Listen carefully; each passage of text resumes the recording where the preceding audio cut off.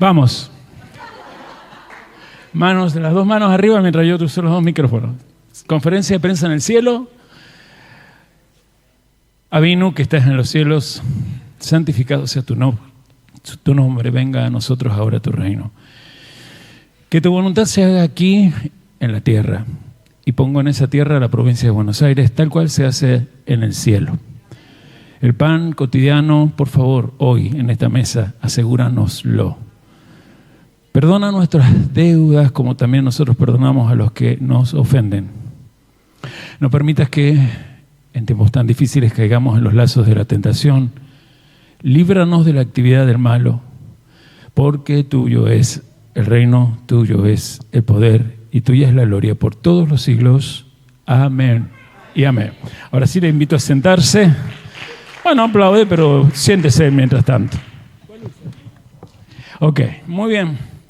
Usted sabe que tenemos que ir al Evangelio de Marcos, así que por ese lado es donde quizás usted me ayude a ir más rápido. Quiero darle las gracias primero al Eterno por estar vivo, no viene de más a cada rato poder decirlo, y por verlos vivos en tiempos tan complicados, donde hasta con los rumores de la guerra ya se les va la mano con los rumores, o la tiran a la bomba o no la tiran, nosotros seguimos vivos. Y más allá de que se apriete alguno de los botones rojos para que alguna bomba atómica comience el asunto, yo creo que aún hay una señal la que siempre me sostiene, que es que este Evangelio del Reino de Dios se debe proclamar hasta lo último de la tierra.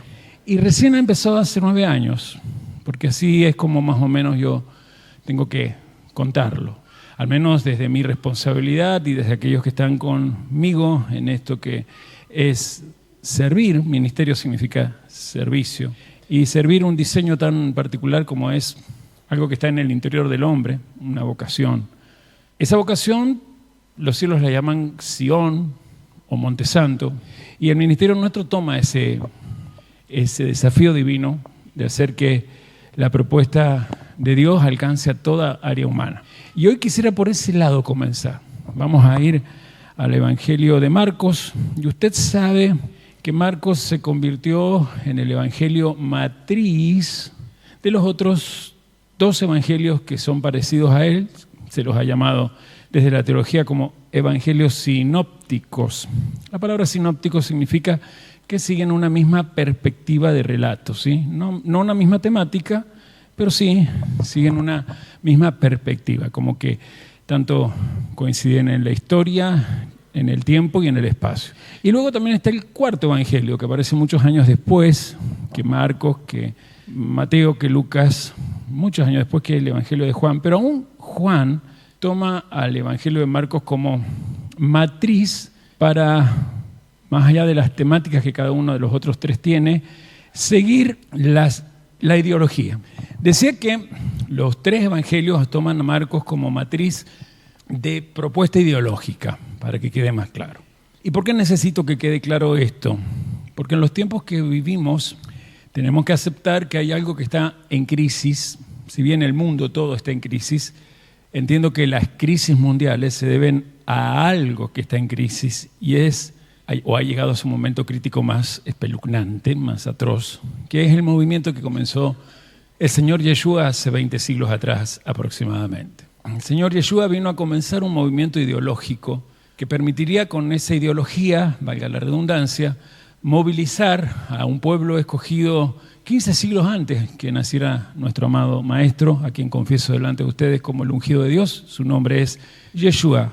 Y él, cuando comienza el movimiento, dejó no abandonada aquella comunidad de discípulos, encabezado por los 12 apóstoles, obviamente, sino que les prometió otro consolador, alguien que con el mismo poder que él tenía concentrado en su cuerpo, estaría de alguna manera representándolo a él mismo poderosamente en cada cuerpo humano que se sumara a este colectivo que también se conoce en los cielos como un cuerpo místico o el cuerpo de la esposa. La semana que se ha ido, como decía el servidor que nos dio la conexión para empezar esta mesa, está dejándonos con muchos misterios revelados, desde cosas sencillas como el pensar en dejar legado, desde cosas esenciales y ontológicas, como el de repente saber reflexionar cómo he vivido mi vida para cuando ya mi vida física no esté aquí.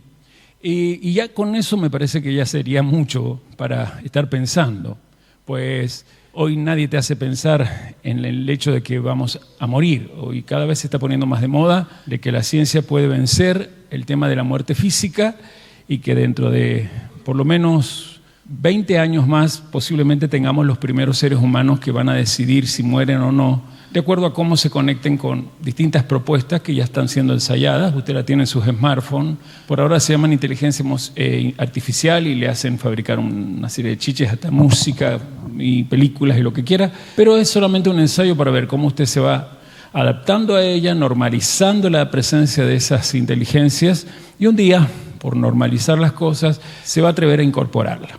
Y más allá que la ciencia, que tiene sus profetas y hasta ahora cuando profetizan se cumple porque ellos así lo agendan y lo pautan, nosotros sabemos que a la larga tienen que aparecer seres humanos que no tengan la capacidad de amar.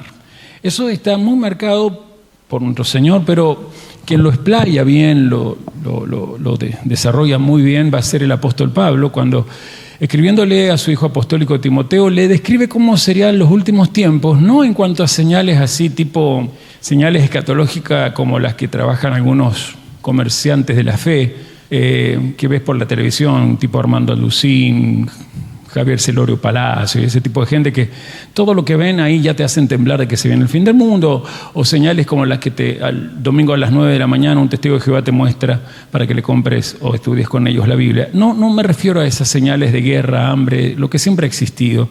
Pablo habla de que la señal más peligrosa va a ser la forma de ser de los seres humanos de los últimos tiempos. Y entre tantas cosas hay algo que creo yo que resume todo, pero identifica esto que anuncian los científicos dentro de 20 años. Y es los seres humanos sin afecto natural. ¿Y en qué consiste el afecto natural? En la capacidad de, primero, obviamente, amar. Lo más esencial de cualquier ser humano es su tendencia a vincularse con otro desde una fuerza que se llama el amor.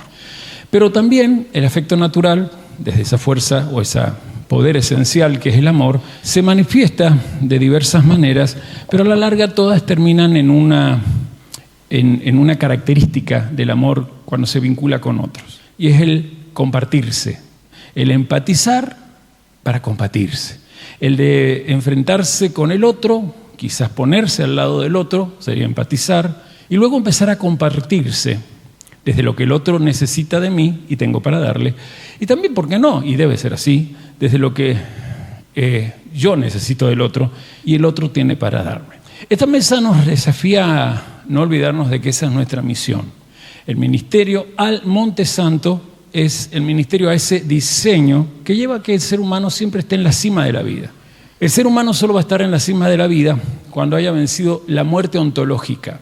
La muerte física capaz que se pueda vencer, no lo sé. Capaz que esto que dicen los científicos se logre desde la tecnología mezclada con la biología molecular y biología molecular. Pero hay una muerte que para poder ser vencida se necesita la presencia de una guía, la presencia del espíritu de aquel que nos creó, y es la muerte ontológica. ¿Qué es la muerte ontológica? Lo que provoca seres humanos sin afecto natural. Algunos, si son rápidos para pensar y reflexionar, cuando he estado describiendo esto seguramente estarán diciendo, pero hoy hay gente ya sin afecto natural. Es verdad. Era común años atrás que cuando yo saludaba a cualquier madaraguense me respondiera con buenas tardes, buen día. Hoy me da vuelta la cara. Parece que fueran de Capital Federal todos. Entendía, por la experiencia que tuvieron los pastores al llegar acá, que cuando llegaron todo madaraguense los saludaba hasta que sos de Madariaga, y ahí ya nadie saluda a nadie. Pero hoy no te saludan ni porque quizás le pagues no sé cuántos dólares. Y es porque el afecto natural ya se ha normalizado en la gente de que el otro hay que mantenerlo alejado. Nosotros fuimos entrenados en un tubo de ensayo llamado Planeta Tierra en el 2020 con una supuesta sopa que salió de China y que con gusto a virósica estaba matando a miles de millones de personas. Los que están en el canal Escuchando al Mundo que Vemos, o Mundo Globalista, o ya no sé qué nombre ponerle, en Telegram, se darán cuenta de que hoy son más los miles que están muriendo a causa de esa supuesta antídoto para la sopa china que la sopa china en sí. Pero la excusa de la sopa china fue lo que se conoce como el distanciamiento social. Eso no se ha ido. Eso ha hecho que aumente la muerte ontológica, que es esto que acabo de describir: gente sin afecto natural. Hoy fui sorprendido por una noticia que, mientras preparaba unas imágenes que ahora voy a compartir, porque estos días cuando estuvimos por Pinamar con mi esposa decíamos: qué lindos lugares, cuánta calma hay en Pinamar. Cuando te vas para Pinamar Norte, viste, wow, che, gente como uno, viste, todo así. Y de repente hay una mujer, porque se le ocurrió tomar mate en las canchas de golf, la sonaron a palos. La gente de clase alta, la gente como uno, la gente de bien, ya que está esa moda, los argentinos de bien. Y yo dije, es que esto no va por condición social o, no sé, o condición citadina, vivir en Pinamar, Pinamar Alto, Pinamar Norte, Bajo Pinamar, Ostende, Madariaga, Mar del Plata. Esto tiene que ver con quién vive en vos. La muerte ontológica depende de quién vive en vos, o de quién vive en ti. Porque es cierto que estamos saliendo a las naciones hoy, y espero bendecir en este día. Y para saber quién vive en mí, tengo que analizar a quién amo. El afecto natural se pierde cuando el amor está desenfocado. Y Yeshua dijo esto. Yeshua dijo que no se puede servir a dos tipos de amos o señores. Porque cuando amen a uno, al otro lo van a aborrecer. Y cuando se les ocurra cambiar de enfoque y amar a uno, al otro, pues van a empezar a aborrecer al primero que amaba. Obviamente estoy parafraseando una parte del Sermón de la Montaña, pero a la larga él dijo que no se puede amar a Dios y a Mamón. Tradúzcase Mamón como riquezas. Tradúzcase Mamón como economía o prosperidad financiera. Y entonces la pregunta es: ¿cómo está tu corazón enfocado? Porque de acuerdo a cómo tu amor se enfoque, estás muerto ontológicamente y sos ya un ser humano sin afecto natural, con todas las características que Pablo le describe a Timoteo. O quizás sea un ser humano en ministerio, es decir, en servicio de amor. Un ser humano que entiende cuál es la propuesta económica, por dónde comienza la certeza de ser económicamente prosperados. Los invito conmigo a venir a Marcos capítulo 6. Vamos a ir a versículo 30 y vamos a tratar de llegar hasta el 52. Le agradecí a Ariel que me presentara con tanto manto de piedad. Nos va a dar la proclamación el apóstol. Levante la mano el que está por primera vez en este lugar, ha llegado invitado por alguien. Muy bien, voy a corregir entonces mi presentación. Como no soy bueno... No, sí soy bueno proclamando, porque así empezó mi vida a los 17 años, proclamando el Evangelio en la calle. Pero proclamando soy bueno, pero como no hay ninguno nuevo, me voy a dedicar a lo que soy mejor todavía, y es la didascalía. ¿Sí? Voy a hacer con ustedes enseñanza, que es una de las partes del plan pesca. Plan pesca es proclamación, la P, kerigma, en griego, enseñanza, discipulado, en griego didascalia.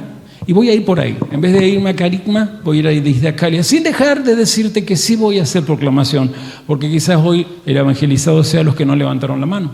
Porque a la larga, todos los días despertamos para recibir una buena noticia. Y si esa buena noticia viene de los cielos, y si esa buena noticia que viene de los cielos nos llega a nosotros por el Espíritu Santo, y si esa bendita presencia del Espíritu Santo es porque has nacido de nuevo en Yeshua, hoy hay buena noticia para ti. Marcos 6, capítulo 30 dice: entonces los apóstoles se juntaron con Yeshua. ¿Puedo seguir leyendo? ¿Quiénes se juntaron con quién? Los apóstoles. Diga más fuerte: los apóstoles con Yeshua. Los apóstoles con Yeshua. Y le contaron todo lo que habían hecho y lo que habían enseñado. Él les dijo: venid vosotros aparte a un lugar desierto y descansen un poco. Qué importante para el maestro que haya descanso, ¿no? Quizá por eso no sé si se han puesto de acuerdo, o el Espíritu Santo lo que le habló al pastor es lo mismo que le habló a mi esposa, pero estoy en penitencia. Mi esposa le dice: ¿por qué te comprometes a otra enseñanza más? ¿No podés darla en otro momento? Y cuando me estaba anunciando dije: ay, no, ¿qué hago? Y entonces él mismo dice: porque en una de esas la puedo... Gracias. Sí, porque creo que va a ser bueno que yo también me sume a este grupo de muchachos y acepte lo que el Señor me dice, que descanse un poco. Necesitamos descansar. Necesitas descansar un poco. Amén. Amén. Sigamos, porque eran muchos los que iban y venían. Son muchos los que van y vienen, ¿o no? Sí. Acá mismo, ¿cuántos van y vienen? Un día vengo, no está fulano, no viene más, no está mengano, y mengana y perengana, no, se fue, no está. Vengo a la próxima vez, están los menganos, los perenganos, pero faltan otros. Menos mal que algunos siguen. Pero acá siempre están los que van y vienen, muchos son los que iban y venían de manera que ni aún tenían tiempo para comer. Vamos con el 12. Y se fueron solos en una barca a un lugar desierto. Pero muchos los vieron ir y lo reconocieron, y muchos fueron allá a pie desde las ciudades y llegaron antes que ellos y se juntaron a él. No se entiende cómo. Cuando la gente quiere estar en un lugar, no hay excusa. Alguien que diga, ay, porque ya estamos hablando, ¿no? Estos querían estar allí. Y dice acá algo más. Y salió Yeshua y vio una gran multitud. ¿Qué vio? Una gran multitud. Le conviene remarcarlo eso, una gran multitud. Y tuvo compasión de ellos, porque eran como ovejas que no tenían pastor. Por favor, subraye la palabra ovejas y subraye la palabra pastor. Y comenzó a enseñarles muchas cosas. Cuando ya era muy avanzada la hora, sus discípulos se acercaron a él diciendo, el lugar es desierto y la hora ya muy avanzada. Despídelos para que vayan a los campos y a aldeas de alrededor y compren pan, pues no tienen que comer. Respondiendo él les dijo, dadle vosotros de comer. Ellos le dijeron que vayamos y compremos pan por 200 denarios y les demos de comer. Subraye 200 denarios, por favor. Y les dijo, ¿cuántos panes tenéis? Id y vedlo. Y al saberlo dijeron 5 y 2 peces. Y les mandó que hiciesen recostar a todos por grupos, diga, por grupos. Por grupos. Subráyelo, ¿sí? Sobre la hierba verde. Y se recostaron por grupos de 100 en 100 y de 50 en 50. Entonces tomó los 5 panes y los 2 peces, y levantando los ojos al cielo, bendijo y partió los panes, y dio a sus discípulos para que los pusiesen delante, y repartió los 2 peces entre todos. Y comieron todos y se saciaron. Leamos junto en 42, 1, 2, 3. Y comieron todos y se saciaron. 2 frases a remarcar. Comieron todos, se saciaron. Y recogieron de los pedazos 12 cestas llenas. ¿Cuántas? 12. Diga conmigo detrás de mí, 12 cestas llenas. 12 cestas llenas. De lo que sobró de los peces. Y los que comieron eran 5.000 hombres. ¿Cuántos eran? 5.000 hombres. En esta parte del Evangelio tenemos algo propio de un revolucionario. Y yo un poquito me meto en esta charla con ustedes hoy y en esta enseñanza, pues el miércoles yo me metí en el brete cuando mostré que la palabra pastor es la que menos encontramos en los libros de lo que el cristianismo llama Nuevo Testamento, refiriéndose a la gente que abre la Escritura y capacita en un centro como este. Nosotros todavía, por la toxicidad de la iglesia evangélica, seguimos denominando simplemente pastor a aquel que en realidad es un pastor maestro. Y ya van a entender por qué es pastor maestro. Y en el Nuevo Testamento la palabra más encontrada es maestro y la menos encontrada es la palabra pastor. También ya lo van a entender. Pero primero necesito que entendamos que Marcos está escribiendo 40 años después del relato histórico que él está contando. Es decir, él está escribiendo acerca de cosas que hizo Jesús en su ministerio, ¿me voy expresando bien? Sí. Pero 40 años antes. Él está escribiendo después que incluso, en el relato de Marcos hacia el final, se da documentación escrita de lo que ya mucha gente por 40 años había proclamado. Muchos que seguían vivos en la época de Marcos, y le dan también la data, entre ellos Pedro, que es el que más lo inspira en este evangelio, habían visto a Jesús en persona. Lo habían también visto ser entregado, voluntariamente ser muerto en cruz, resucitado al tercer día. Sabían que había ascendido y habían sido vivientes de la experiencia pentecostal o pentecostés, que es recibir al Espíritu Santo. ¿Me están explicando? Sí. Ok. Si estoy hasta ahí con ustedes yendo, que esto se esté escribiendo 40 años después, no es para afectar a la gente que lo vio a Jesús, que lo oyó a Jesús, y que algunos de ellos todavía estaban con vida. Es para afectar a aquellos que, por causa de los que lo vieron, escucharon y daban testimonio de que era un ser humano real, cuando ya no estuvieran esos, estos que no lo habían visto tenían que tener la misma pasión, la misma certeza, la misma convicción para seguir en movimiento, no configurando grupos llamados iglesias, que tuvieran un registro de culto para distinguirlos de alguna denominación de muchas otras iglesias que andaban por Israel, porque eso no existía.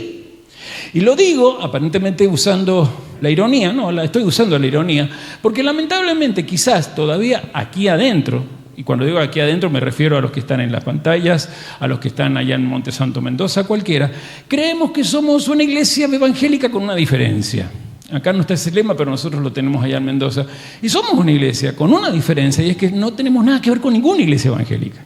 Porque cada vez, gracias a Dios, nos hemos ido saliendo más y más y más y más de parámetros mentales, detrás de mí repita, parámetros mentales. Parámetros mentales. Que al ser patrones llenos de errores, nos tenían a nosotros en una vida errática y no en una vida de poder y de avanzada. 40 años después que Yeshua ha dado testimonio de que se levantó de entre los muertos, 40 años después que ha empezado un movimiento que no empezó con Yeshua, sino el mismo Marco lo dice en el primer capítulo. Es el movimiento profético mesiánico que comenzó con un tal Yohanan el Inmersor. ¿Con quién empezó el movimiento mesiánico? Usted que seguramente lo conoce desde los textos bíblicos como Juan el Bautista. Prefiero yo no poner ese título porque confunde un poquito la palabra bautista con algunos dogmas y religiones denominacionales. Diga conmigo, Yohanan el Inmersor. Yohanan el Inmersor. O sea que aquel que comenzó el movimiento, hablando de que era hora que todo Israel se convirtiera en un colectivo, es decir, una masa crítica, un pueblo profético, cuando vio que en el Jordán, donde todos venían a Juan a ser sumergidos en las aguas, apareció Yeshua, como siempre digo, no dijo, ahí mi primo, el hijo de mi tía María. No, él reconoció que él era el Cordero de Dios que quita el pecado del mundo. Amén. Y cuando se negó a sumergirlo, Yeshua le dijo que era necesario que se cumpliese todo lo anunciado acerca de él. Por lo tanto, ese movimiento que comienza con Juan después se da cuenta que se podía retirar tranquilo, porque el legado de ese movimiento no quedaba en las manos de un cualquiera. Hoy nos hablaba Ariel de qué importante es el legado. Y sí, qué bueno es el legado en manos de mis hijos biológicos o mis hijos en cuanto a la familia, lo parental, y hablo de lo que aprendieron de mí como padre. Qué bueno.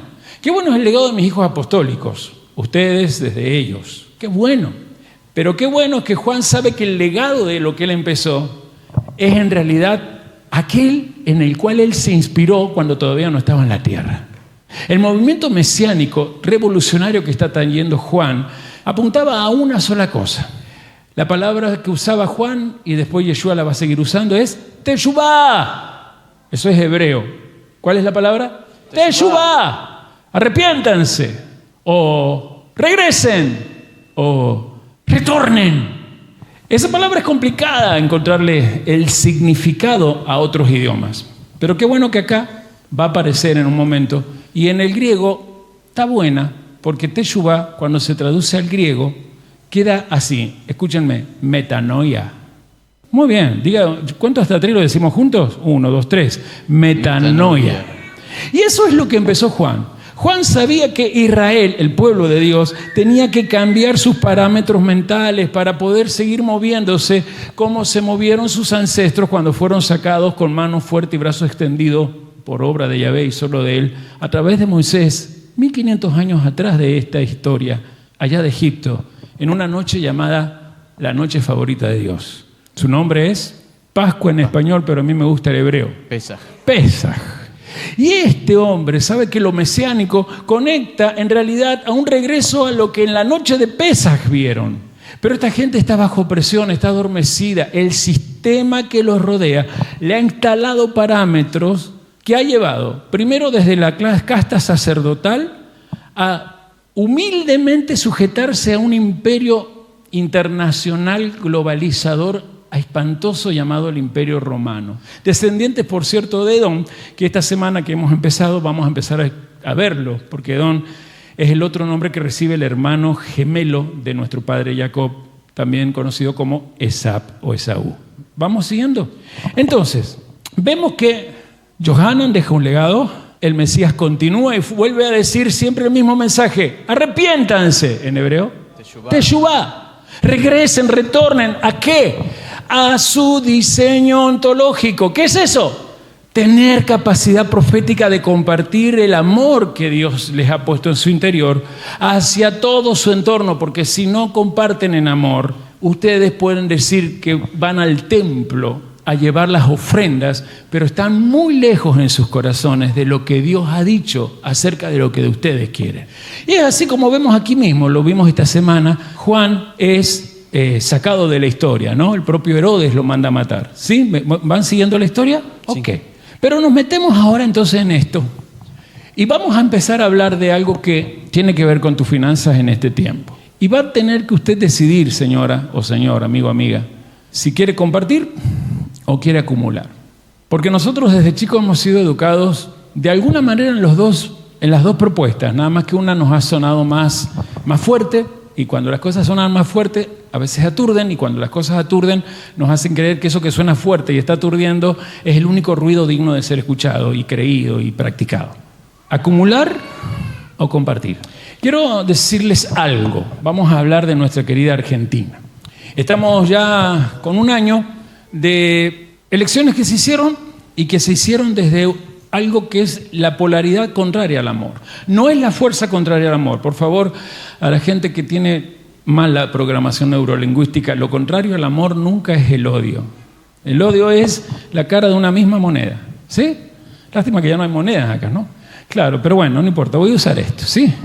El amor es esta cara, y si le doy vuelta, aquí encuentro el odio. Pero es lo mismo. ¿Me entienden? Es un polo negativo y un polo positivo. ¿Se explica? Por eso es que una chica súper enamorada que ha creído que ha encontrado al hombre de su vida en tal perengano, cuando el perengano la engaña con otra chica, de repente ese amor se le convierte en el súper odio, que le agarró un demonio. La fuerza de su ontología o de su esencia simplemente cambió de polaridad. Lo contrario del amor lo dice la Escritura, señoras y señores. Lo contrario del amor es el miedo que paraliza. La cara de los marplatenses. Se ve que Pepe Lucho nunca les enseñó esto, ¿no? Lo contrario del amor, ¿qué es lo que es? El miedo paralizante. El odio es lo mismo. Rina, usted hoy está odiando porque es el otro lado del amor que por años sintió. Me diga que no odia porque yo sí odiaría, porque si no me entiende la enseñanza, usted no me la entiende nadie. Si usted quiere seguir con la máscara de Rina que yo conocí por años, está bien. Pero no le hablo a Rina, le hablo a todos. Todos saben lo que estoy hablando, los que son sin máscara. Pero hay algo que sí entienden también.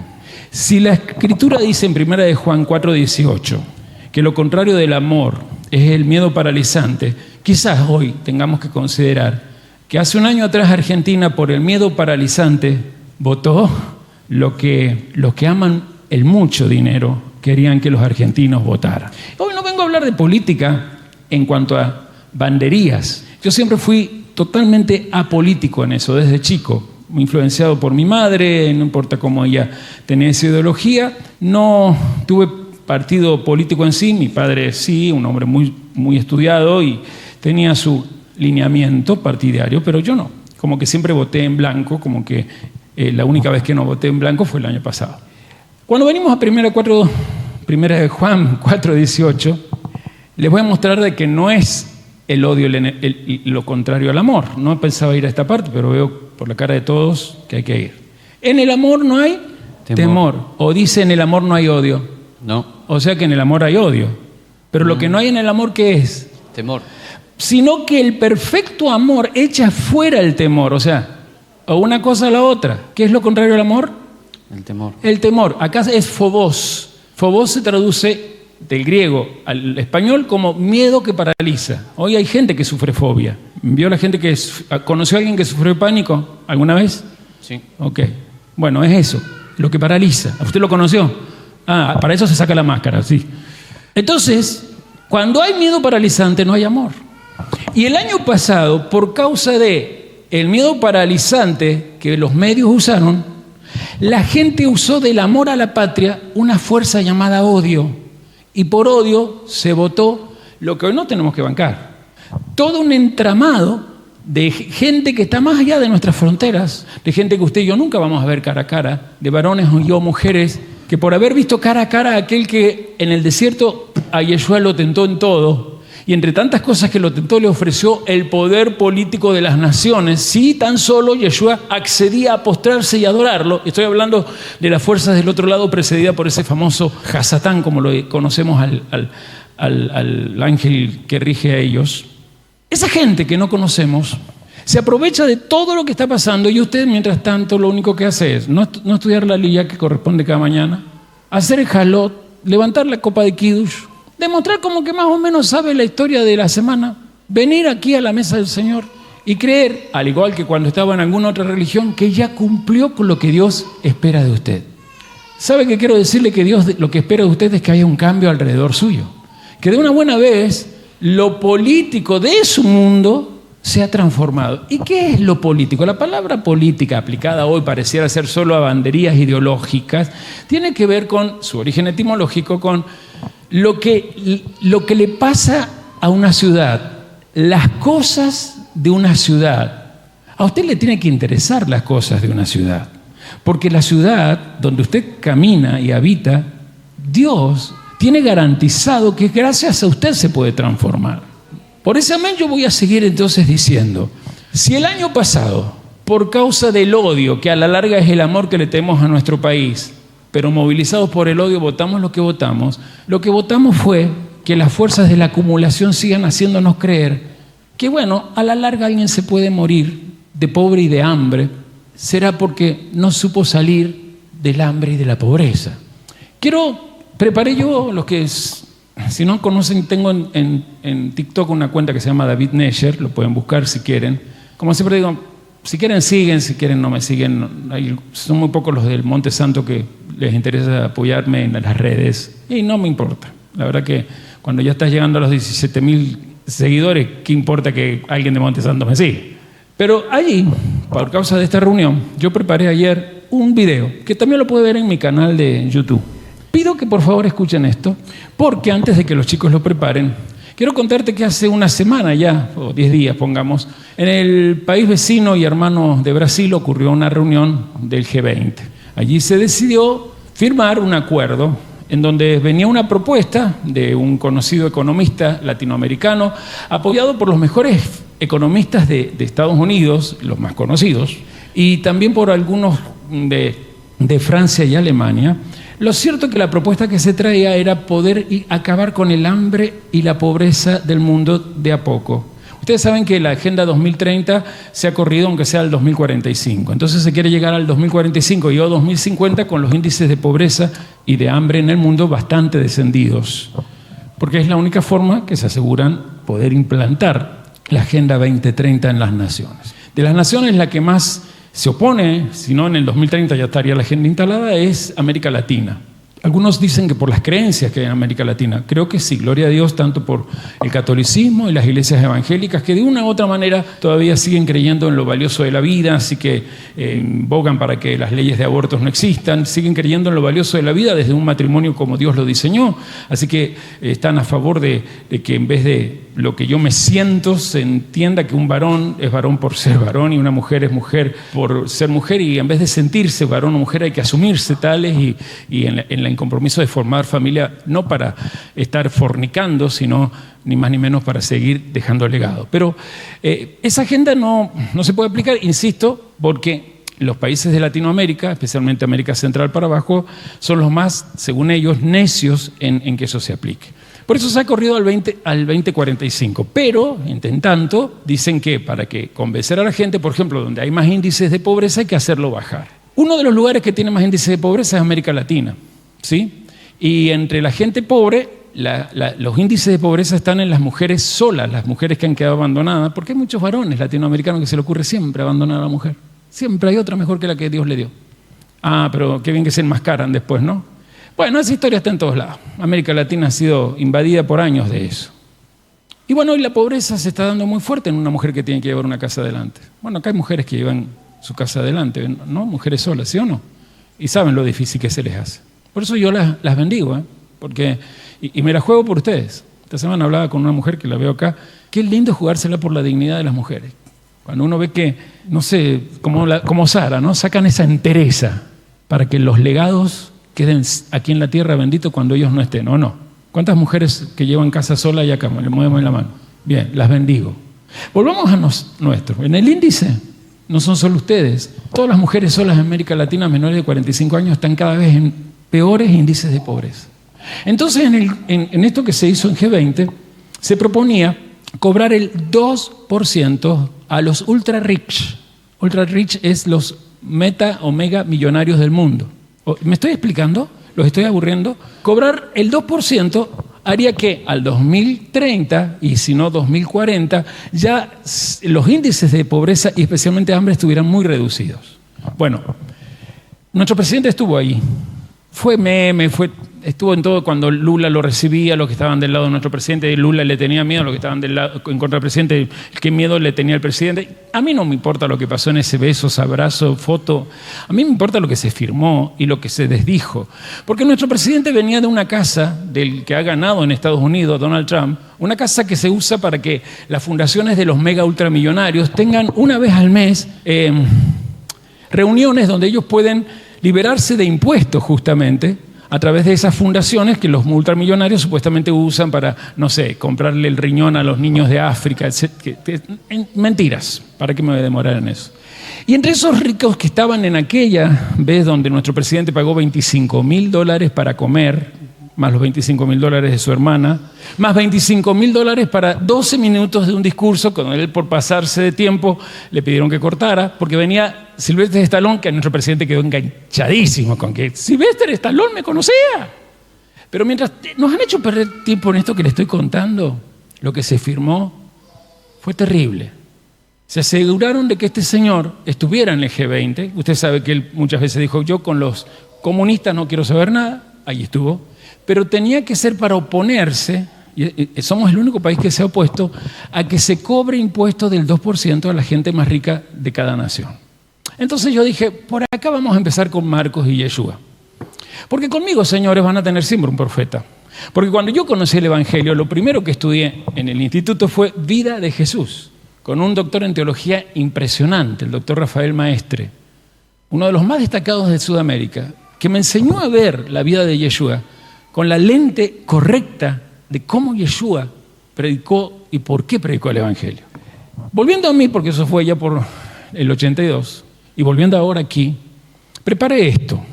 Van a conocer, o si no, algunos lo sabrán, a los 6 ultramillonarios de nuestro país. Solamente hay 6 ultramillonarios, solamente hay 6 ultramillonarios. Por favor, miren lo que va a ser proyectado en pantalla. Si no puede leer, yo algo le voy a leer. Y hay un momento donde van a escuchar especialmente el tema de ese del 2%. Vamos. ¿Conoces la diferencia entre un millonario y un ultramillonario? Ahí están los 6 ricos del país. Marcos Galperín, su fortuna 6.300 millones, número 453 en el mundo, la evolución de su riqueza, Mercado Libre, Mercado Pago y otras. Paolo Roca, con una riqueza de 5.600 millones de dólares del grupo Techin. Ahí está la evolución de su riqueza en estos últimos años según Forbes. Alejandro Bulgeroni, allí está con American Energy, toda su riqueza en aumento. Gregorio Pérez Compán ya falleció unos meses atrás, su familia, su crecimiento 3.900 millones, número 809 en el ranking mundial de todos los ultramillonarios. Eduardo Inoquian, el patrón de nuestro presidente, 3.300 millones, lugar 1.104 del mundo, todos los ultramillonarios, ahí está el crecimiento. Y Eduardo Constantín, con sus 1.400 millones, la empresa Malva, y ahí toda la evolución de su riqueza. Y atención, por favor. Yo preparé unas placas para entender la diferencia entre un megamillonario y un millonario. En Argentina hay solamente 6 personas que entran en la categoría de 1.000 millonarios. Están en la lista de Forbes.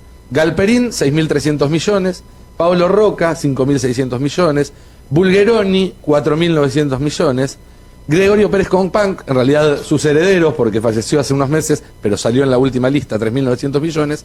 3.000 millones Ernestian y 1.400 millones Constantini. Entre todos, eso da 25.000 millones de dólares. Si se le cobrara el 2% de su patrimonio todos los años a 6 personas, las que estamos en esta mesa, se recaudarían 500 millones de dólares por año, que es más de lo que se usa para sostener a todo el sistema científico argentino, cobrándole el 2% a 6 personas. Lo voy a poner, pero no, si usted quiere lo busca el comunicado de la Casa de Gobierno. Después de haber estado en el grupo de G20, volviendo a Casa Rosada, él mandó un comunicado que se oponía a esta propuesta y que va a hacer todo el esfuerzo de convencer a otros mandatarios, porque sostiene que el libre comercio perjudica a esta gente, simplemente porque creemos que si el Estado interviene con esta gente, va a dejar de ver menos pobres. Y tengo una frase que enseguida les voy a leer, pero no ahora, porque no sé si me va a servir para lo que quiero venir. Volvamos a Marcos y a esta propuesta que tiene Yeshua. Acá hay una propuesta económica. Aquí está la propuesta económica del proyecto llamado Emanuel, el proyecto del reino de Dios. Juan el Emisor comenzó el movimiento, pero se quedó en paz, menguó, porque que venía era la idea misma que lo inspiró a él empezar ese movimiento, y el tal Yeshua, al movimiento revolucionario lo empezó a fortalecer, le puso firme el fundamento y lo empezó a edificar. Luego los apóstoles, lo vimos en el libro de los Hechos, lo expanderían por las naciones, y ha pasado 20 siglos y las puertas de Hades no han podido moverse contra esto. Vemos en el Evangelio de Marcos esto del tema de los panes. Usted acaba de leer esta secuencia conmigo y usted va a mirar, vamos a volver a Marcos, yo me quedé acá en la carta anterior, desde el versículo 34, ¿sí?, hasta el capítulo 8, que es el que empezamos esta semana también, verso 30, exactamente hasta allí, está el tema de los panes que se multiplican. Es decir, hay dos secuencias. Esto de lo que hemos visto esta semana que se ha ido y lo que vamos a ver la semana que viene. Y acá me quiero parar un poquito. Dos escenas de un mismo tema. Diga conmigo, la multiplicación de los panes. La multiplicación de los panes. Fíjese que más allá de este detalle maravilloso del Señor de querer hacer descansar a sus discípulos, nos sale esta expresión de que había una gran multitud. Y salió Jesús en el 34 y vio una gran multitud. Difícil de traducir porque el que escribe, que es Marcos, al escribir en griego dice polín oion, que se traduce como gran multitud o mucho pueblo o pueblo casi imposible de contar. Eran varios los que seguían al Señor, ¿verdad? Pero acá en el 34 es donde está el eje temático y el eje programático de nuestro evangelio hoy. Repito, la multiplicación de los panes lo tenemos en dos escenas, por si no se escuchó, pero me quedé en esto de políolón, que es muy complicado de traducir, pero me quedo con gran multitud, mucha gente, pueblo numeroso, mucho pueblo, en fin.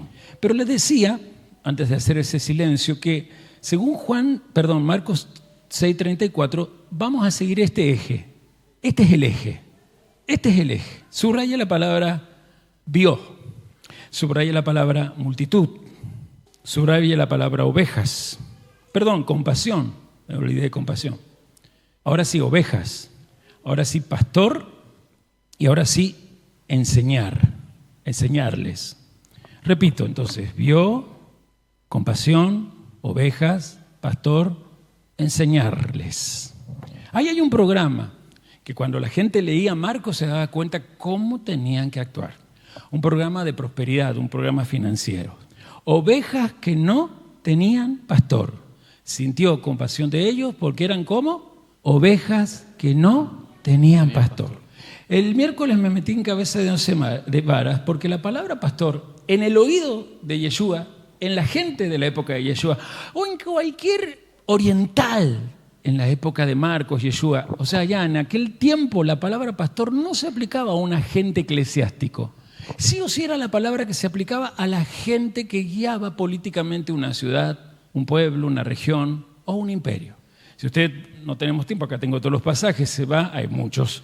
A los profetas particularmente, pero aún también en algunos libros como los libros de Reyes y Crónicas, va a encontrar que se le llamaba pastor no a los sacerdotes, sino a los reyes y también a los jueces. Es decir, la gente que tomaba las decisiones de una ciudad, que ejercía autoridad para que una ciudad se mantuviera en calma, en equidad, en justicia o en caos, y la gente que estaba bajo ese caos desapareciera. Ovejas que no tienen pastor es una metáfora de que tuvo compasión porque faltaba dirigencia política.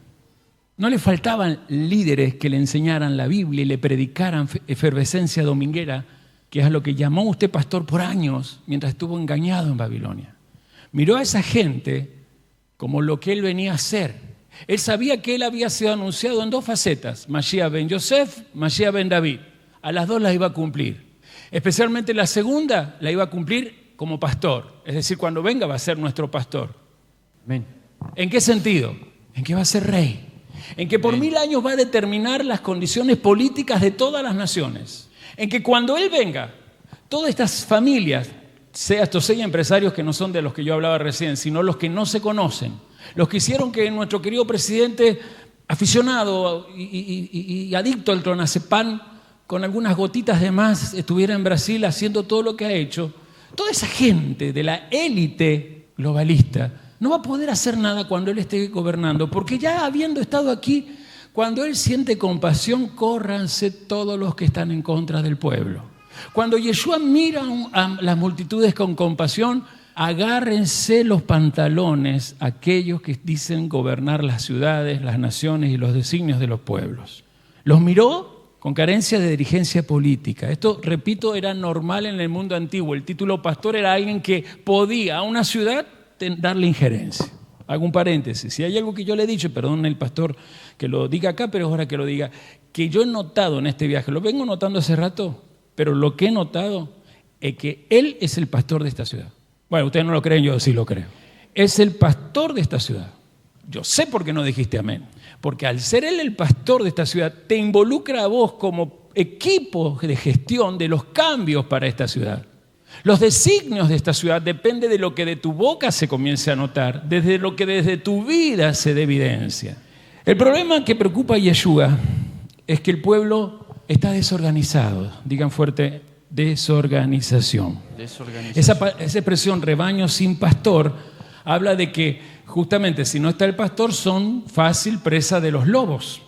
No sé si ustedes entienden, o lo saben, no están obligados a saberlo, que el primer símbolo de Roma cuando comienza a expandir desde la península itálica su poderío político-militar, no era el águila. En la época que está Yeshua caminando por la tierra, cuando ya están en Jerusalén, el estandarte principal era el águila. Pero el primordial, el anterior al águila, ¿a que no saben cuál era? No, el lobo. Porque el fundador había sido, supuestamente, Remo, amamantado por una loba. Entonces era más bien masculino y no femenino. Así que Roma está aquí en la preocupación de Yeshua. A Yeshua le preocupa esa multitud porque los sacerdotes que han hecho pacto con Roma han logrado convencer a esa multitud que con ir al templo, llevar los korbanot, hacer las moadín, saltar cada vez en el patio de los... todo estaba bien.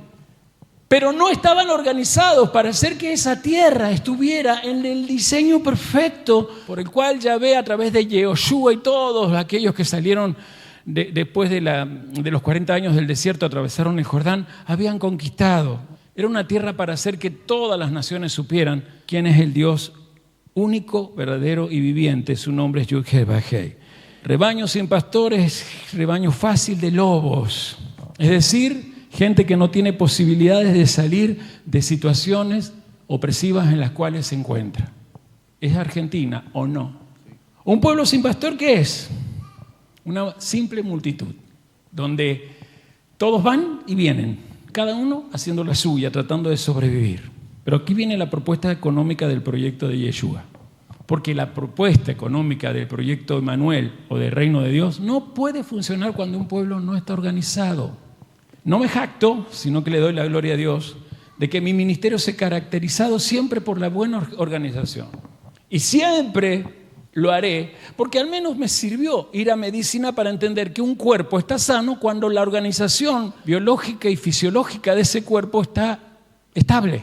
Se desorganiza una parte de tu sistema, un órgano, un miembro, lo decimos en el Shaharit, está todo bien, ya hasta peligro de muerte hay. En el mundo evangélico está mal la organización. Hay que dejar que se fluya, que el Espíritu fluya, porque yo quiero que el Espíritu fluya aquí en mi iglesia. ¿Quién dice que no? Pero ¿por qué no puede fluir con las cosas organizadas? En Mendoza se usa, ustedes tienen la bendición de la lluvia, en Mendoza para regar los plantíos hay que usar el agua de deshielo. Esa agua fluye, ¿sabían? Porque la nieve una vez que se derrite en verano, han ido ustedes, los que han ido a Mendoza, ¿vieron? La nieve se derrite y empieza a fluir. Pero ahí lo que acaba de decir ella, que se dio cuenta, fluye siempre y cuando haya organización de diques, grandes, chicos, canales, acequias, es decir, haya, ¿cómo que se llama? Las acequias, Bueno, canalización ya le dije, buscaba otra palabra, pero justamente donde esa agua no sea peligrosa. Un fluir del Espíritu es maravilloso, pero puede matar si la iglesia no está organizada. No sé si me explico.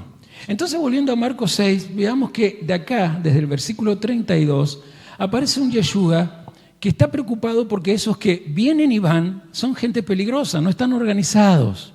Y aparece un milagro que está en los 4 evangelios, y acá quiero hacer énfasis. El hecho que los 4 evangelios, Marcos, Lucas, Mateo, Juan, los 4 evangelios lo cuenten, significa que este relato es muy importante para nosotros. O sea, en el primer siglo, todos los talmidín o discípulos de Yeshua tenían en cuenta estos de los milagros, o el milagro del partimiento, no, de la multiplicación del pan. Y acá quiero hablar de algo que tiene que ver con la palabra pastor. La palabra pastoral. Toda organización tiene que generar una pastoral integral. Porque una organización que genera una pastoral es una organización que se asegura que desde un grupo de gente, la ciudad o la región o el país donde esa gente está viviendo, tenga la visitación del Eterno con su ejército de ángeles trayendo en vez de juicio, justicia y equidad. El derecho de las naciones, el derecho de cada integrante de una nación, y ahí estamos nosotros, los seres humanos, es que donde habiten haya equidad. Es decir, que todo el mundo tenga las mismas oportunidades. Y acá quiero definir que nosotros estamos organizados en pastorales. Ahora, claro, ¿qué es pastoral? Levante la mano, ¿quién sabe lo que es una pastoral? Solo mi esposa nomás. Entonces, por favor, vamos a ir anotando. ¿Cuántas pastorales hay funcionando aquí? ¿Cuántas? ¿2 nomás? La Génesis es una, siempre veo que publican. ¿Cuál más? Familiar, que a veces veo que hay eventos y... Mine, cierto, y también que es de las primeras pastorales, ¿verdad? Bien. Eso que hay aquí, paso a explicar qué es desde siempre y desde acá, desde el pasaje para nosotros y qué significa en cuanto a nuestro compromiso. Primera cosa que vamos a hablar. ¿Qué es pastoral? La pregunta. Pastoral es todo lo que una keilá, diga keilá, es decir, iglesia, congregación, hace a favor de las multitudes que van y vienen por el mundo a través de lo que Yeshua Mashiach les ha dado. Segundo, una pastoral es un estilo de evangelización que parte de la gran vocación, es decir, las palabras de enseñanza o yugo de Yeshua, según lo que justamente Mateo 11, del 28 al 32, nos ha enseñado. Porque no hay pastoral en una iglesia si no se tiene en cuenta que Yeshua es el pastor. Gracias. ¿Alguien más se suma a ese amén tan bonito? Les voy a leer el Evangelio de Juan. Evangelio de Juan 10, 11. Evangelio de Juan 10, 11 dice: yo soy el buen pastor. El buen pastor su vida da por las ovejas. Nos saltamos al 14. ¿Me siguen? Juan 10, 11 leí, vamos al 14. Yo soy el buen pastor y conozco mis ovejas y las mías me conocen. ¿Cómo lo conocen? Como alguien que las lidera para que se interesen en lo que le pasa a la ciudad. Porque política en el sentido verdadero, desde el reino de Dios, es que te interese lo que está pasando en la ciudad donde tú y tu familia viven, donde tus hijos caminan, y si no te interesa es peligroso. En la antigua Grecia, de donde sale la palabra politiqués, no tenía que ver con lo que para usted es un político, la casta que le enseñó este hombre que nos preside. Politiqués era la persona que se interesa por la ciudad. ¿Me voy explicando? ¿Y saben cómo se le llamaba al que no le interesaba ser un interesado por los problemas de su ciudad? Los jóvenes se acuerdan que yo les enseñé esta palabra. Idiota. La palabra idiota, que hoy se usa tan mal, se aplicaba a la persona individualista que le importa un carajo lo que a su ciudad le está pasando. Y que me perdonen los pastores que están chusmeando por esa pantalla, pero han generado desde sus iglesias efervescencias psicológicas, haciéndose los coaching. Gente idiota, gente que no le importa lo que pasa en las ciudades, en su país. Gente que lo que quiere es que le importe Dios lo que a mi matrimonio le está pasando, lo que a mi hijo le han dicho, lo que le han diagnosticado a mi padre. ¡Basta de ser idiota! Dios necesita gente que pueda ver a los que van y vienen como gente desorganizada, que no tiene liderazgo, que no tiene alguien que le dé una palabra como el que se supone aquí en Juan 10, 14. usted tiene porque la conoce. Él te conoce y tú lo conoces desde la enseñanza. El tercer punto de qué es una pastoral. Pastoral es toda la congregación disponible para todo el mundo. Diga, toda la eclesía. Toda la iglesia. Toda la Keilah disponible para todo el mundo. Para todo el mundo. Es decir, amados míos, lo que sí Dios te ha llamado, y a esa señora y a todas las señoras y señores, es que de una buena vez vean a todos los que van y vienen allá afuera, que te necesitan, abiertos a recibirlos, pero llamándolos a que hagan teshuvá, no a que vengan a la Genes o al Mini, o que vengan al festival del matrimonio, donde los corazoncitos y las mesas con velitas hacen que los dos, por un ratito, no se den un beso. Las ciudades no cambian por matrimonios que por un rato se dan un beso. Las ciudades se transforman cuando un matrimonio más sus hijos a su hogar lo convierten en una evidencia de que sí vale la pena ser familia según Dios. Una pastoral que se da como iglesia a todo el mundo llama teshuvá. Y cuando se hace teshuvá, la gente no es creyente en Dios. La gente es, diga conmigo, discípulo. ¿Qué significa eso? Acabamos de leerlo en Juan 10, 11 y el 14. ¿Qué es un discípulo? El que tiene una relación personal, íntima con el buen pastor. Y lo repito, todos ustedes juegan un papel importantísimo en esta pastoral. Aquí debe haber pastoral. En esto que estoy hablando tiene que haber pastoral. Y por último, una pastoral es el brazo extendido de la misericordia de Dios, porque no hay otra dispensadora de salvación en la tierra, sino las congregaciones que hablan de salvación. Y salvación en hebreo se dice Yeshua. Y yo hablo de él y lo predico. Y él, y yo en él, puedo estudiar la bendita Torah, que significa instrucción, dirección. Yo sí tengo guía y dirección. Yo sí tengo un pastor. Y desde aquí tengo el programa para que mi ciudad tenga mucha gente que a estos ultramillonarios les demande lo que nosotros les damos. O usted no usa Mercado Pago como yo para pagar. Este pasaje se desarrolla en una tensión. Empecemos a mirar a Yeshua y a los discípulos. ¿Notan la tensión que hay ahí? Es una tensión mundial, es una tensión comunal, es una tensión recomún. La tensión del tener y no tener. Versículo 34, la gente no tenía pastor. Versículo 36, ¿qué le dicen los discípulos a la gente? No tiene que comer. Los discípulos creían que no tenían nada. Yeshua, ¿qué les insiste? ¿Cuántos panes tenéis? Versículo 36, vayan y vean. Los discípulos, la postura, no tenemos nada. Yeshua, versículo 33, insiste, ustedes tienen. Esa es la tensión de la vida. Así es tu tensión cotidiana, te levantás entre tener y no tener. El tema es cómo te vas a definir. ¿Cuál es la verdad que hemos visto? Por si te tenés que ir rápido, con esto ya cierro al menos una parte para tu corazón. Voy a desarrollar más esto. Pero ¿cuál es la verdad? Tenían, hermanos. Tenían a Yeshua, el buen pastor. Tenían a Yeshua, el buen pastor. Tenían a Yeshua, el buen pastor.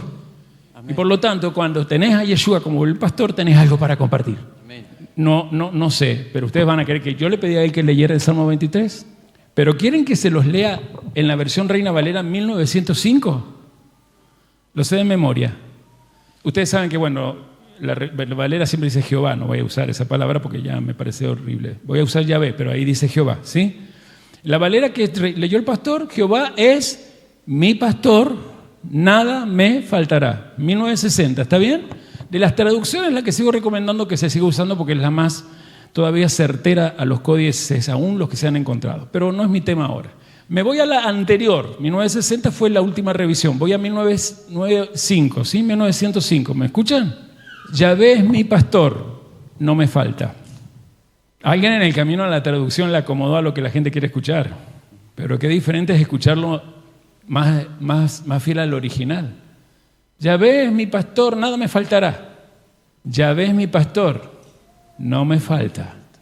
Y ellos entendían ese salmo. Ellos captaban que ese Yeshua, el buen pastor, no les faltaba. Lo que les faltaba era cambiar su manera de pensar. Primera lección, la multitud, los que no tienen nada que vemos, tuvieron suficiente hasta que saciarse, ¿sí? Segunda lección que vamos a explicar y sacar y explicar. Los que algo tenían, ¿quiénes tenían algo? Los apóstoles. Tuvieron suficiente para saciarse y luego tuvieron muchos más porque sobró. ¿Qué creen? ¿Que esas canastas las tiraron? No. Era para ellos, su derecho. Tercera lección, Yeshua es el buen pastor, ¿sí? Sí. Y vino a mostrar que él cumplía con el propósito de Dios. Amén. Él en el versículo 31 le ofreció descanso, ¿sí? Y le va a demostrar que justamente él es la posibilidad de tener descanso en este tiempo, tal cual el Salmo 23 dice, siempre y cuando se participe de la mejor bendición que Dios le da a un ser humano, que es servir primero a su prójimo. Amén. Versículo 34 te dije que está el eje temático. Ya expliqué qué es la pastoral, ¿verdad? Sí. Estas lecciones que dije van a la segunda parte. Vamos a ir a la compasión. El eje temático y programático está en el versículo 34. Lo vamos a mirar. Subrayó la palabra vio, ¿sí? Eso, cuando lo leían, los que lo leían a Marcos en aquel entonces, al estudiar las parashot o porciones de la Torá, se acordaban lo que Éxodo decía en esta expresión: y Yahvé vio la opresión de su pueblo. Yeshua está aquí, desde lo que escribe Marcos, siendo llevado con un mensaje a los que todavía quizás ni habían conocido al Yeshua vivo, pero tenían la vivencia del que vivifica en el Espíritu y sabían que en momentos de opresión el que más mira al oprimido es el Eterno. Amén. Los profetas Jeremías, Ezequiel, Jeremías 21, 12, Ezequiel 34, todo el capítulo, hablan de justamente cómo Yahvé dio la opresión de gente que estaba abandonada y ultrajada por los líderes políticos. En la época de Moshe, por los líderes políticos, Faraón y todos sus secuaces. En la época de Jeremías y Ezequiel, los líderes políticos que ahora, siglos después, también Yeshua ataca. Los sacerdotes del templo, que se aprovechaban de las multitudes y siempre pautaban con los imperios que querían amenazar de llevarse a Israel en el exilio. Primer eje, vio, verbo ver. Segundo, parte del eje temático, diga multitud. Cuando la gente leía la palabra multitud, entendía que justamente se refería a cuando el pueblo de Israel estaba en peligro de ser exiliado. Un pueblo desorientado, sin guía, siempre corre el riesgo de ser exiliado. Tercera palabra del eje, ovejas. Isaías 53, verso 6, dice que todos nosotros nos descarriamos y eso habla de una oveja. La oveja es el símbolo de la tendencia a ser necio y en la necedad ser rebelde. Pero luego aparece la palabra pastor. ¿Y quién es el pastor? Yeshua. Yeshua como el todo para ti, el todo para mí, el todo para cualquiera que sea discípulo, el que puede traer la virtud a través de su enseñanza de inspirar a que el pueblo, cuando está más oprimido, más unido esté. Porque a mayor opresión puede haber una resistencia de una mayor unidad. Y cuando hay mayor unión y unidad de un colectivo, toda esa opresión sistémica se revienta. Luego viene la palabra compasión, que es la que ahora quiero desarrollar, con la palabra compartir. Y por último, el eje terminará con también algo que vamos a desafiar, que es la última palabra, que es enseñar. Porque en realidad eso sigue esta semana, cuando veamos la otra reproducción de panes o multiplicación de panes, pero voy a tratar hoy de dejar aquí cerrado este proyecto económico de Dios. Atención cuando definí pastorales, porque hay algo que no dije, me parece importante aquí decirlo. Repita detrás de mí, una pastoral debe ser siempre comunitaria y solidaria. Debe ser siempre comunitaria y solidaria. Si se acuerda, 1, 2, 3 digo yo y todos a la vez. Vamos, 1, 2, 3. Una pastoral debe ser siempre comunitaria y solidaria. ¿Qué le insisten los discípulos? Deja a la gente ir a los campos, donde hay granjas, ¿verdad? Hay una versión, no me acuerdo cuál, deja a la gente que vaya por las granjas y a las aldeas y usan un verbo para comprar comida. Yeshua, ¿qué les dice? Denle ustedes de comer, verso 37, ¿sí? 3. ¿Cómo quedan ellos? Atónitos totales, ¿sí? ¿Y qué le responden? Uno que me diga, lea lo que respondieron. Acá dice, eso costaría casi un año de trabajo. Ajá, ya lo vamos a ver eso. ¿Responden? En pocas palabras, no hay dinero, no hay plata. Se le suena la frase, ¿no? ¿Sí o no? Sí. Ok, muy bien. Y lo que sé que mi esposa no quiere que lo diga, pero lo voy a decir. Siempre lo usé en mi vida. Número 4. ¿Responde Yeshua del 37 al 38 algo? ¿Les responde eso que ellos ponen de excusa? Yo les voy a leer la versión de las Américas. Ustedes sí tienen panes. ¿Cuántos tienen? Vayan a ver. Ay, ayito. Es irónico, Yeshua. ¿De dónde vienen ellos? De una gira apostólica. ¿Alguien se acuerda lo que vimos en el versículo 8 del 5, del 6 mismo? En el 6:8, les mandó, Yeshua, les mandó que no llevasen nada por el camino, sino solamente bordón, ni alforja, ni pan. Están llegando, ¿y qué es lo que no tienen? Pan. ¿Y él qué les dice? Ustedes tienen pan, mañana vean. Esto está más loco que yo cuando le hablo a ustedes, hermano. ¿Notan el detalle de esto? Sí. 2 veces los discípulos insisten en que la solución del hambre del pueblo es una solución lógica, socioeconómica del sistema que reinaba en su mente en ese instante. El mercado. Vayan y compren. La palabra comprar es la típica palabra del mercado. La mente de economía mercantil, y anote, es la mente de la acumulación. Porque lo que tiene el señor Galperín lo acumuló en el 2020, particularmente si vio eso, cuando a usted y a mí nos encerraron y teníamos que hacer que su empresa nos trajera todo a la puerta. ¿No me van siguiendo? ¿Tiene o no el evangelio calidad de actualidad? Sí. Lo que pasa es que a veces preferimos evadirnos en la moralina que usan los pastores evangélicos o la efervescencia, porque ni siquiera hoy moralina enseñan. El evangelio no fue dado para tener gente buena en la tierra, ni gente que zapatea porque habló en lenguas, no. El evangelio tiene una metodología, ir contra el mercado. La acumulación es lo que ha llevado a que haya más hambre en el mundo, a que siempre haya hambre, y que el hambre se use como excusa para que las políticas a la larga beneficien siempre a los mismos, pocos, y siempre el legado de esos también. Porque Pérez Compán, coprovinciano mío, ya falleció ahora creo que 4 meses, pero sus hijos siguen vivos. La metodología, dice Yeshua acá, miren lo que tienen, compartan con lo que disponen, compartan. Cuando ustedes se van al capítulo 6 de Juan, ahí está el detalle. Juan 6, el detalle de cómo descubrieron dónde estaba, ¿no? Juan 6, 8, 9. Uno de sus discípulos, Andrés, el hermano de Simón Pedro, le dijo: aquí está un muchacho que tiene 5 panes de cebada y 2 pececillos. ¿Qué es esto para tantos? Seguía el mercantilismo en la cabeza.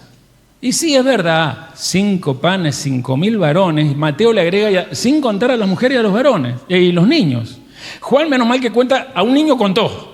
Algunos en la tradición dicen que este es el famoso Ignacio, San Ignacio, el que en el siglo II va a escribir muchas cartas explicando especialmente las enseñanzas juaninas. El siglo II tiene mucha influencia de la enseñanza del Evangelio de Juan gracias a Ignacio, que sería, según la tradición, y a mí me gusta a veces creer las tradiciones, este niño judío que aquí vemos. No, es una info que no viene al caso. Volvamos. Mercado, economía de acumulación, mente mercante, siempre ve la realidad. ¿Cuál es la realidad? No hay plata, recursos limitados. Pero por otro lado hay otra mente, la del amor en empatía, se llama Tiferet. Tiferet se traduce también del hebreo al español como verdad. Es una de las maneras de traducir la palabra Tiferet. Algunos dicen, no, Emet es verdad, Tiferet también. Pero ¿cuál es esa verdad? La verdad que permite que haya libertad. Cuando Yeshua dice que ustedes conocerán la verdad y la verdad los hará libre, no se refiere a la Emet de la Escritura. Se refiere a la Escritura hecha carne en mí para que la realidad yo la cambie con mi forma de hablar, con mi forma de actuar, con mi forma de pensar. Porque a la larga tu forma de pensar determina cómo es tu realidad. Hay que compartir recursos disponibles. Porque desde el mercado la realidad es, no hay plata, recursos limitados. Pero desde los cielos, Tiferet dice, si Dios es benevolente, es decir, es un Dios de gracia, el poder de Dios, la Geburá, lado izquierdo, Gesed, diga Gesed, diga ahora Geburá. En el balance se llama Tiferet, verdad que trae belleza al entorno, porque la empatía te lleva a compartir. Me estoy adelantando. Amados, la misión del proyecto de Yeshua nunca se doblega al sistema competitivo del mercado materialista. Allí la característica es el individuo que sobrevive, individualismo que compite con otros individualistas para ver quién sobrevive. La competencia en el individualismo tiene una fuerza generadora, la envidia, ¿o no? Voy a buscar un texto, esperen, y se los quiero leer, porque quizás cuando lo escuchen se den cuenta que eso sigue siendo, y hasta lo escriben en el libro algunas personas. Acá está. Es cortita la frase. El sistema de impuestos progresivos en un país es perfecto, porque no solo implica la consagración de la envidia entre los individuos, sino que además asegura a ese país que quien haya nacido pobre, muera pobre y nada más. El libro se llama El Camino del Libertario, su autor Javier Milei, cita de nuestro presidente. Que a saber a quién se lo copió, porque sabemos que todos son plagios los de él.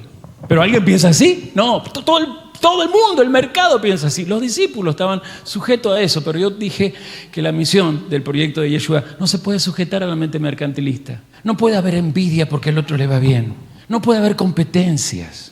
Si hay algo que ha caracterizado a aquel varón y a su esposa, pongo a su familia, es que entre los siervos que yo he tenido, nunca los caracterizó el envidiar a otro. En cambio, otros que sabían mucho de acá, siempre estaban viendo cómo otros, y entre esos nosotros, progresábamos y o no. Si hay algo lindo en el Ministerio Montesanto, y acá veo que es igual, es que toda la gente es joven para ser enviada. Así que eso es legado, lo que dijo Ariel, ¿no? Bueno, volvamos. Me estoy yendo por las ramas por acá. Veamos esto de Jesús, ¿no? Diga conmigo solidaridad. Solidaridad. O sea, no hay otra vía, varón o mujer, es la solidaridad. Allá por la década del 90 yo cometí el error de como no había votado la primera vez a un riojano X porque no tenía documento, la segunda vez yo lo voté. Y parece que ganó solo por mí, porque después nadie me reconoció que lo haya votado. Siempre digo, ¿cómo pudieron hacer para obtener la doble presidencia de un riojano gracias a un solo voto, el mío? Pero allá por el 98, el Señor me habla de que se venían tiempos muy complicados. Aún estaba este riojano, luego vino quien vino, y luego vino toda la debacle que se vino con 96 me habla. Y comenzamos a configurar un comedor y todo un servicio para niños. Era golpear todas las puertas habidas y por haber. Pero cuando llegó lo que llegó, y acá tengo ya de testigo a los catálogos que llegan después de esto que estoy contando. ¿En qué año llega usted, varón? En el año 2000. O sea, 4 años después llegan ellos. Y viene el 2001 y llegó el 2002 y había que levantarse. Todos recuerdan de qué hablo, ¿verdad? Aquel comedor que empezó en el 96, que Dios me mostró, le daba de comer a 300 bocas. Y entre esos salvó a una comunidad eclesiástica que se quedaban todos sin trabajo, de al menos morir de hambre, pasar hambre cada día, no morir, pero pasar hambre cada día. ¿Miento o no? Él es uno de los que tuvo esa dicha. Y la gente de la comunidad no tenía que enviar a los chicos al comedor. Solo iba a buscar la ración y comía como correspondía en su casa. Al comedor iban los chicos de los barrios cercanos y hoy todavía lo agradecen.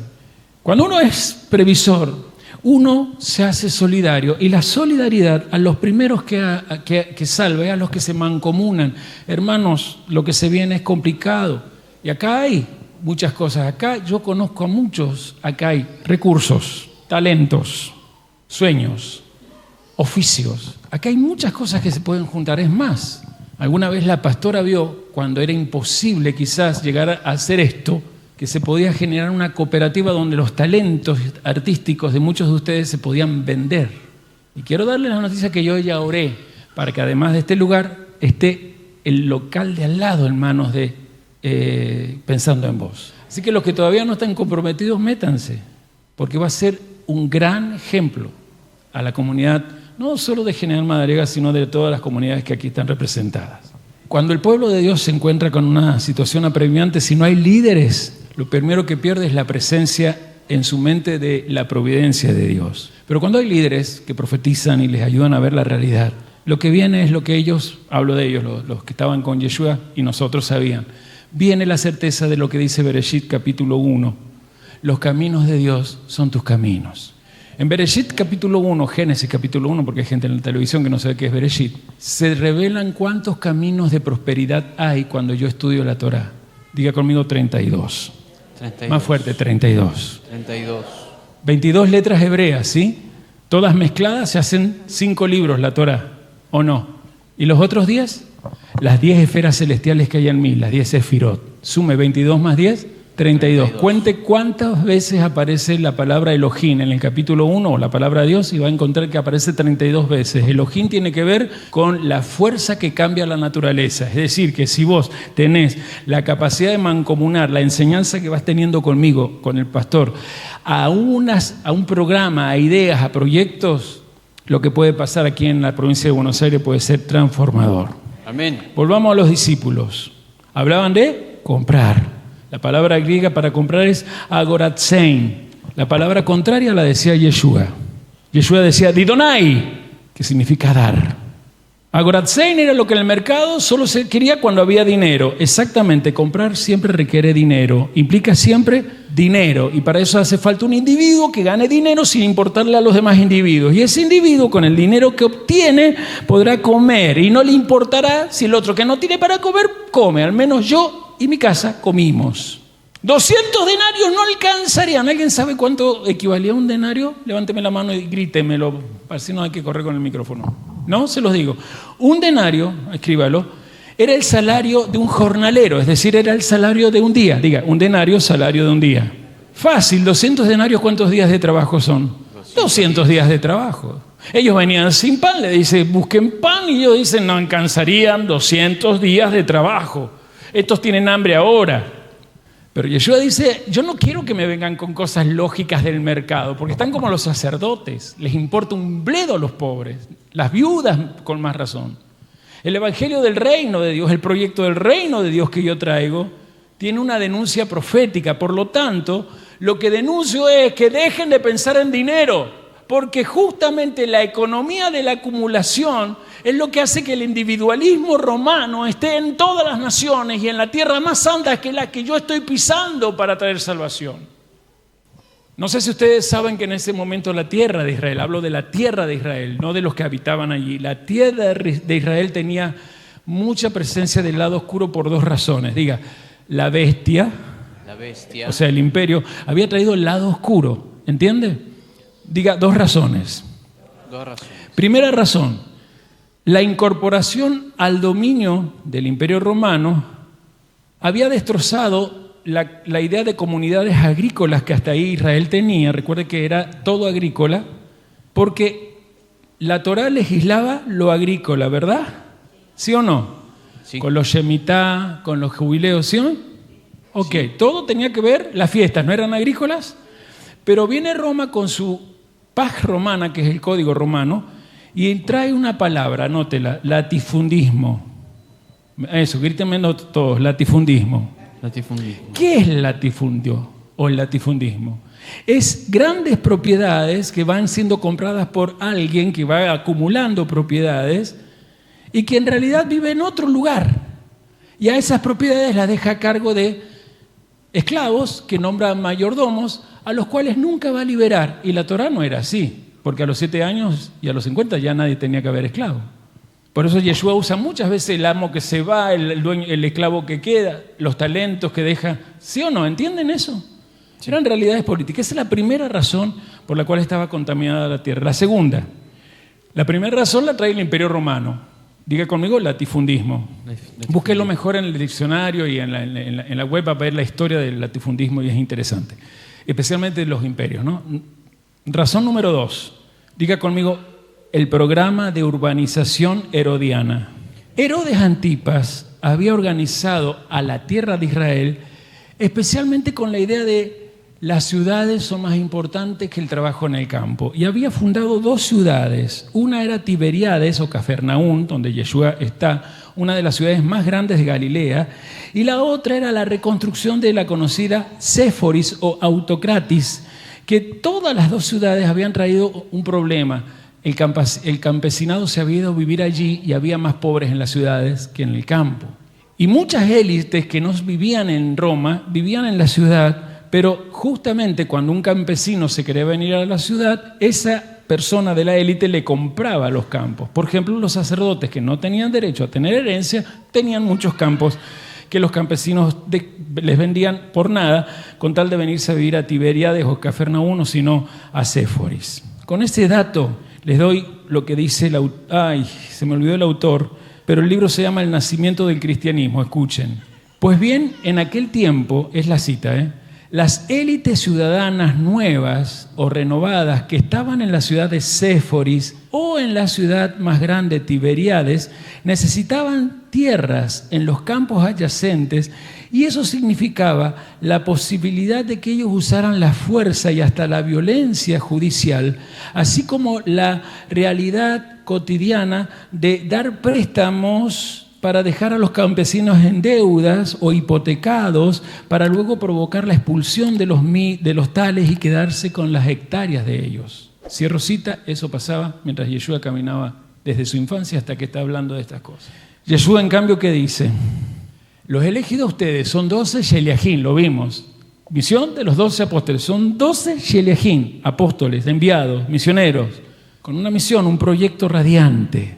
Con ustedes yo voy a hacer que la confederación de 12 tribus que estuvo en Sinaí vuelva a aparecer. Y ustedes son los que van a traer el reclamo de los profetas Amós, Oseas y Miqueas. Porque si usted no lo sabe, el proyecto de Yeshua tenía énfasis en 3 mensajes. Así que usted nunca va a poder entender los evangelios si no va al profeta Amós, al profeta Miqueas o al profeta Oseas y lee esos libros y se entera de qué denunciaban ellos. Una vez con esto que digo, vuelvo a lo que Yeshua está diciendo. Con ustedes estoy por crear una sociedad que a Israel la pondrá de nuevo en el lugar que corresponde. El lugar que le correspondía a Israel era convertirse en un reinado de sacerdotes para que las otras naciones también conocieran la luz de los cielos a través de la verdad que trae la compasión de Israel por las naciones. El problema del actual Israel, que usted cree que es Israel, pero no es Israel, es el Estado de Israel, es que nos hacen creer que nosotros no somos ni siquiera meritorios de llamarnos estudiantes de la Torá. Tenemos que, como Noágida, según Maimónides dicen ellos, porque creo que a Maimónides se le achaca cosas que no dijo, tenemos que solo guardar 7 mandamientos que se le dio a Noaj. Vaya a leer a lo que se le dijo a Noaj cuando apareció el arco iris, no hay en ninguna parte 7 mandamientos para guardar. Pero volviendo a nosotros, a mí, a vos, por favor, Yeshua no está hablando de lo que hace años atrás llevó a que el odio se despertara en los argentinos. No está hablando de populismo, porque la solución no es planes de reparto a los necesitados para que los necesitados se conviertan en clientes políticos.